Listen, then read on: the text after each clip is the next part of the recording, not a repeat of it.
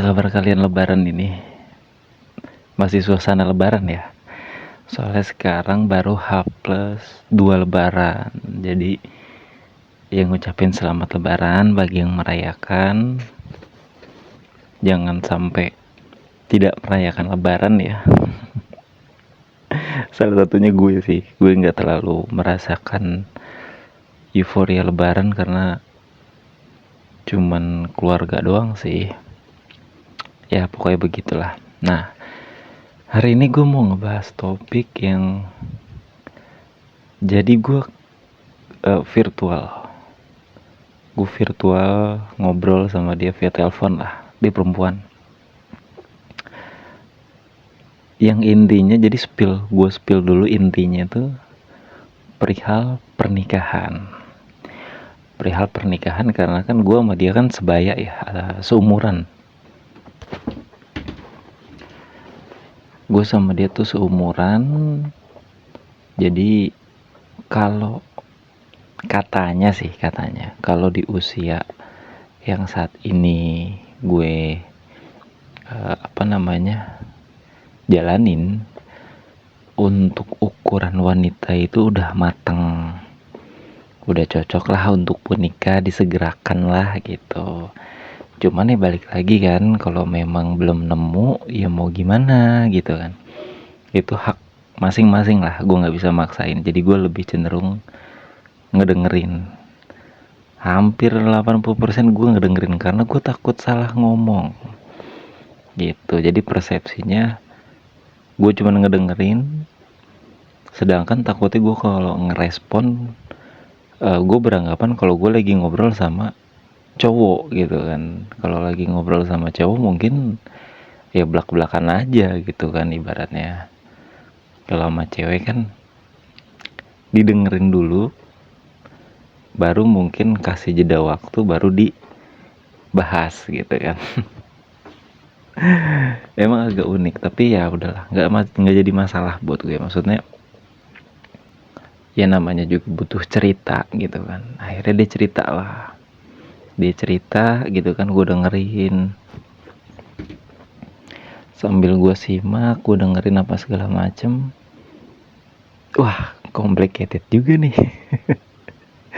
Gue takut salah ngomong gitu kan, jadi gini, intinya adalah dia ini anak terakhir, perempuan, seumuran sama gue.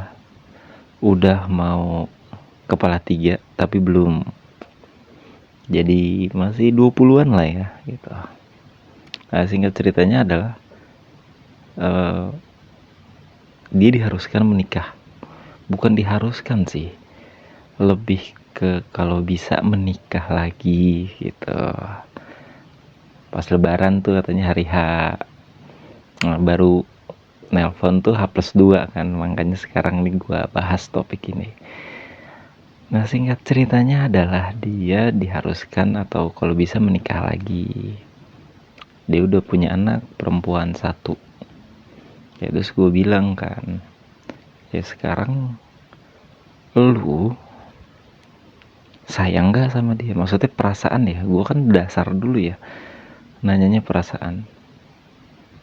Kalau dibilang sayang banget mungkin butuh waktu, tapi seenggaknya sejauh kenal sama dia, perasaan gue nggak bisa bohong, gue tertarik sama dia. Gue mau lah untuk kayak mungkin berkenalan lebih jauh lagi, karakternya seperti apa gitu kata dia. Ya gue jawab kan, ya kalau emang kayak gitu ya kenapa bingung, diterusin aja. Yang penting dia tahu gitu kan, dia tahu dalam arti di sini lu adalah mempunyai anak perempuan, dia bisa nggak nerima itu. Takutnya kan namanya orang beda-beda, ada yang saya kira kamu masih belum pernah menikah gitu kan. Ya anggaplah kalau misalkan emang dia bisa nerima itu semua, ya bagus gitu kan, gue bilang. Ya terus masalahnya di mana gitu. yang dikhawatirkan itu adalah ternyata temen gue ini dijadikan mungkin bini muda gitu. Intinya sih itu sebenarnya. Pada saat dia ngomong kayak gitu, gue kaget dong. Wih, anjir serius loh. Ya gue bingung kan. Gue mau respon apa? Gue bilang ke dia tuh, wih lu serius? Anjir, gue malah makin bingung nih gitu kan.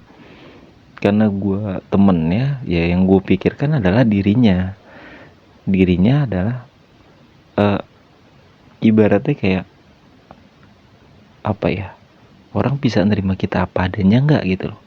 Dengan status kita yang pernah menikah, maksudnya dalam tanda kutip temen guanya ya. Dia kan pernah pernah menikah namun gagal. Pertama di situ apakah siap menerimanya, terus kondisi keduanya lu punya anak perempuan juga, yang dimana dia siap nggak menerimanya itu, karena kan nggak semua orang. Makanya memang kalau apa untuk menikah kayak gini ya bukan hal yang mudah, apalagi mau cewek mau cowok yang pernah gagal dalam pernikahan kan pasti akan berpikir dua kali untuk melakukan suatu hubungan serius lagi. Bener nggak?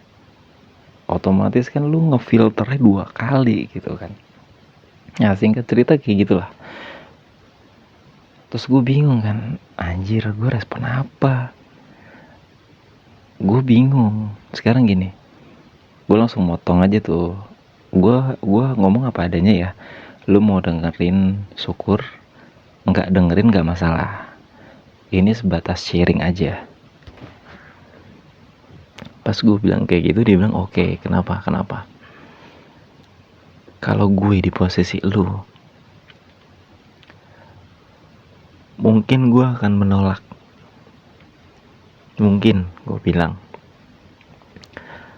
Kenapa dia terang-terangan bilang untuk dijadikan lu bini muda? Otomatis kan dia sudah punya istri dong. Karena lu bilang lu dijadiin bini muda, bukan diajak nikah lagi karena mungkin istrinya udah meninggal. Itu beda kasus ya. Tapi ini ada istrinya, lu dijadikan bini muda. Kalau gua tolak. Kenapa? Kalau gue inginnya, insya Allah gue hanya ingin menikah satu kali. Amin gitu ya kalau gue.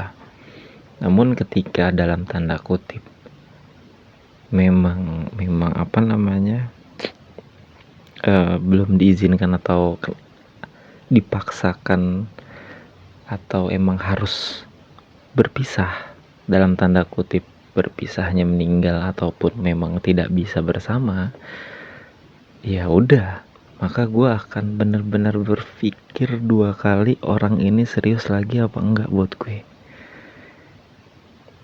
Karena gue nggak tahu kenapa. Kalau lu kan terang-terangan dijadikan bini muda, walaupun sah secara hukum dan lain sebagainya. Kalau gue kayaknya tetap akan milih menolak. Gue menolak poligami, gue bilang.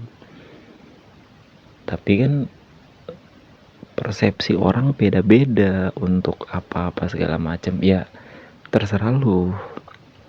Lu mau nangkepnya gimana? Yang jelas pasti lu lebih bijak lah. Karena lu adalah sosok seorang ibu.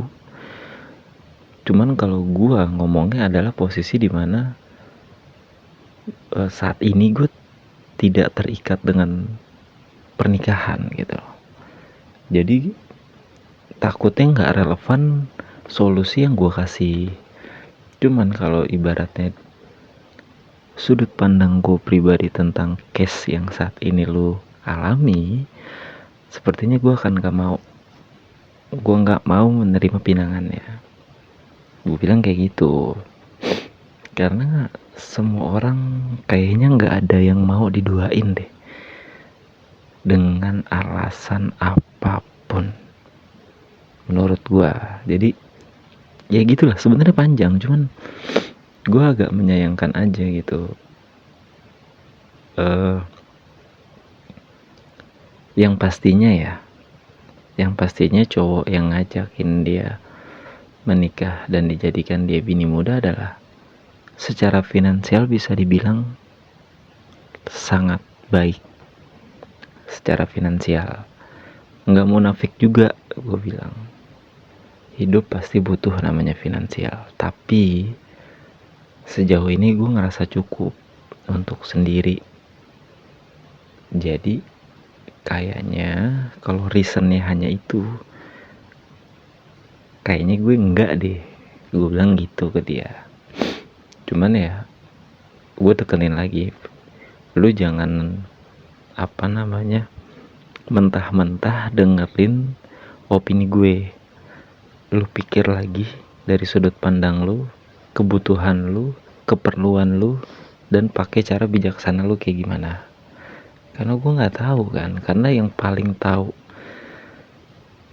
apa yang kita butuhin adalah diri sendiri, bukan orang lain. Jadi ya gue minta lu harus berpikir dengan baik, konsultasi dengan nyokap lo, dengan bokap lo, apakah gimana.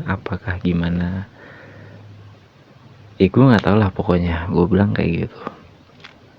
Ya kalau lu udah yakin dengan keputusan lu, baru lu putusin lu untuk menerima atau enggak. Gue sih bilangnya kayak gitu ya. Intinya kayak gitulah yang ingin gue ceritain, karena gue juga agak bingung ya, maksudnya bingung aja gitu kalau di fase itu. Gue yang introvert aja kadang bingung mau kenalan sama perempuan gitu kan. Tapi ya gue enjoy aja karena gue udah menemukan sisi kesenangan gue tanpa harus melibatkan orang lain gitu. Jadi gue ngomong ke dia untuk bijaksana lah, karena lu ibu, jadi tolong bijaksana, pikir baik-baik gitu. Pokoknya gue ngomongnya so bijak gitu ke dia. Agak lucu tapi ya udahlah, begitu sih cerita gue hari ini gitu yang ingin gue sampaikan.